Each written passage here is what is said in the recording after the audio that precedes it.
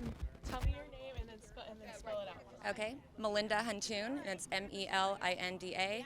Last name Huntoon. Okay, and tell me why are we here today and how has the placement of SVPs impacted your life? So we are here today to bring awareness and protest AB 1641, which was authored by Maienschein. It allows sexually violent predators to be less than 1,500 feet away from schools, children, people with families. And I was directly impacted by this past year in Rancho Bernardo because they were going to place Douglas Badger about, less than a mile from my home. And having young children, it totally frightened me. I could not believe that they were going to put someone with such a horrible background in our area, close to kids, close to schools, and in a community that's a very family-friendly area. It's not the right place to put them.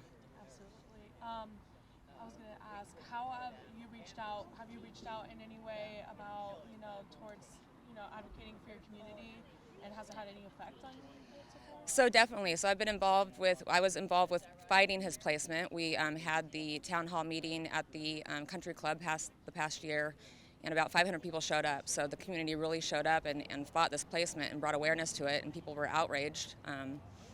And I think, yes, since then we've raised awareness with social media. We've raised awareness with supporting Kristie Bruce-Lane, who is fighting Maienschein and trying to take the seat up in the assembly, and who will come in with policies that will protect our children. Is there anything else that you want our viewers to know about, what you can do in aspects of your community if they ever run into this issue again? Well, first, you got to vote for the right people and the right policies, and vote for the people that are out there, looking out for your families. Raise awareness, share social posts when you see them, tell your friends about this. It's very easy to fight when it's right in your backyard, but then when it goes away, people tend to forget.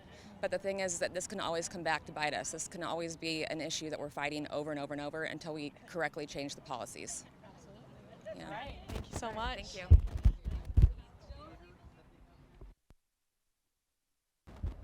So you don't have to tell me your name or anything if you want to remain anonymous, but you can tell me, why has this upset you so much? How has it impacted you, and why are you such a big advocate for this? I'll hold it for Okay. you. Yeah. Okay. So I'm here because I've been following the SVP issue and just the fact that there are sex offenders who, unless you're signed up for something, you won't, for an alert, for a notification of a registered sex offender moving into your area, you won't know.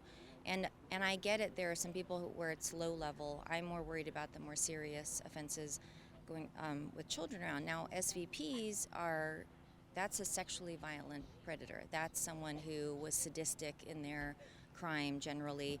I was just in on a SVP meeting with DA Summer Stephan, and County Supervisor Jim Desmond hosted last week, and I believe there are 7 in the county.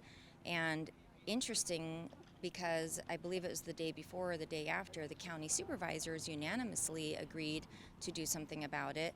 So, but on the other hand, we've got our state legislature and legislators such as Maienschein, who is also my assemblyman for my district area, who are protecting. So we've got kind of this tug of war, and it doesn't make sense. No one's paying attention to what the other one's doing in politics in the state.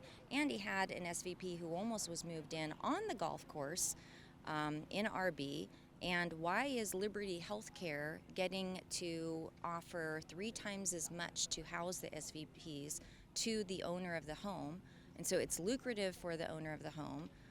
It's almost like, why wouldn't I?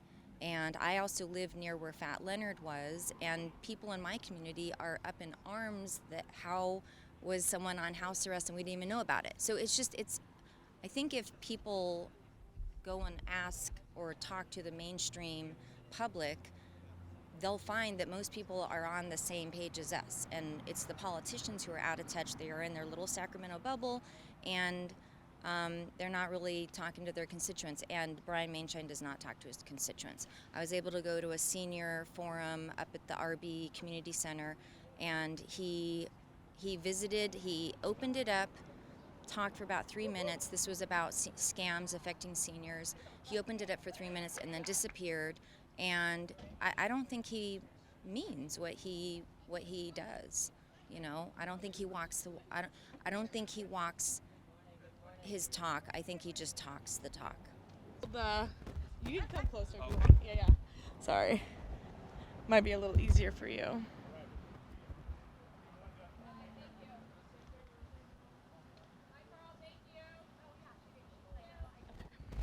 So I'm just gonna, you could just talk to me. So tell me your name and what you're running for. So my name's Juan Rivera, and I'm from San Marcos. Oh, okay. Okay. I want to yeah. make sure we're recording. Okay, and spell it out for me. JUANRIVERA. Yes. And then what are you running for? So I'm currently trying to become the chairman of the Hispanic Republicans of San Diego. I'm the youngest person that's seen more like outreach out here, and I love talking to people around here. And I just really found a lot of support from Kristie Bruce-Lane because we've been left behind basically by the Democrats. And quite frankly, I think that it's appalling because they use this as a political tool to advance their radical agenda, because all they do is promise immigration policies and they've never done absolutely anything for us. And right now, throughout the country, throughout this state, and here locally, we've seen a really big shift with Hispanics basically who are shifting towards the Republican Party, because the Republican Party is about family values, children, supporting hard workers, less regulations and less taxes. And quite frankly, I really felt that with Kristie Bruce-Lane, because as a Hispanic, I just felt left down, and the policies that the Democrats have put forth have really ravaged our communities. High gas taxes, and right now families are having to decide between putting food on their table or pumping gas, and record high inflation.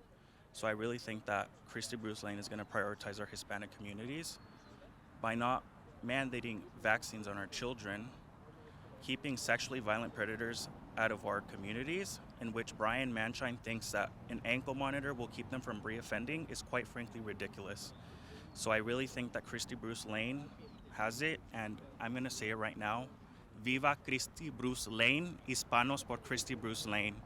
Los hispanos tienen que votar por Kristie Bruce-Lane. Esta elección no es de partido, y realmente yo creo que la gente se tiene que reunir atrás de Kristie Bruce-Lane, porque la gente está paniqueada ahorita porque no tienen suficiente dinero para poder pagar por sus cosas. Entonces, yo estoy respaldando a Kristie Bruce-Lane y espero que los demás hispanos de esta comunidad respalden a Kristie Bruce-Lane. Thank you so much for talking with me.